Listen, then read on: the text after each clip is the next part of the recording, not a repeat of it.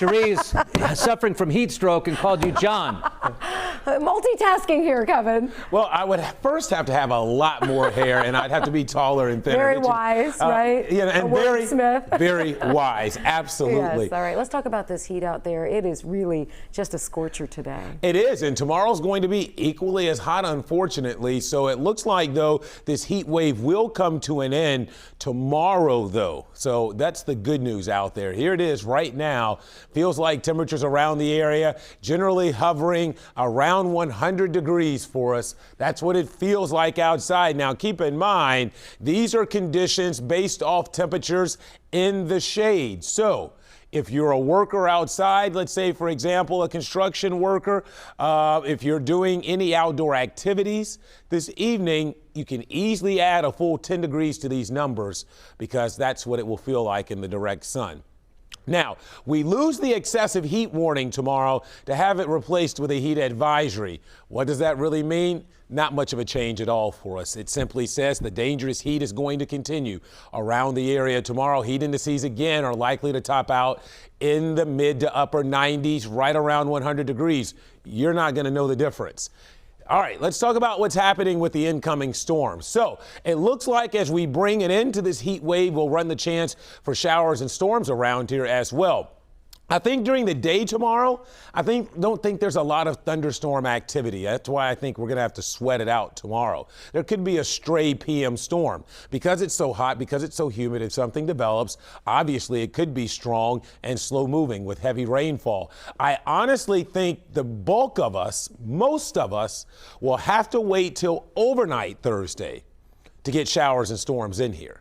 Radar is quiet, stays that way through the night tonight. Here's a look at the weather setup. Hot and hazy conditions around our neck of the woods. This is the cold front that will offer us relief by Friday. So 91 outside right now. That dew point still well into the low 70s. Most of us between 90 and 95 again this afternoon. As hot as 99 right now in Wyoming, 97 over in Addison. So this will be another scorcher of an evening out there with very little relief from the heat again tonight. We'll spend most of the night in the 80s, only to briefly get down into the mid 70s right before sunrise. Futurecast shows us it's quiet tonight. Expect plenty of sunshine tomorrow. There may be some high clouds in here. Notice again during the day, I don't have much out there.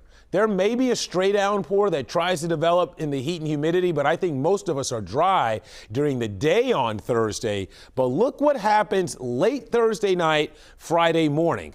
We go from quiet to potentially very noisy before sunrise on Friday. I think showers and storms develop and move through, gusty winds, lots of lightning, heavy rainfall, all a concern there. And then by Friday afternoon, it's feeling better as the rain gets out of here pretty quickly. Now, this may be just kind of the opening act to maybe a more prolonged and more serious heat wave around here for us, because still looking into next week, I'm eyeing the potential to get to 100 degrees around here.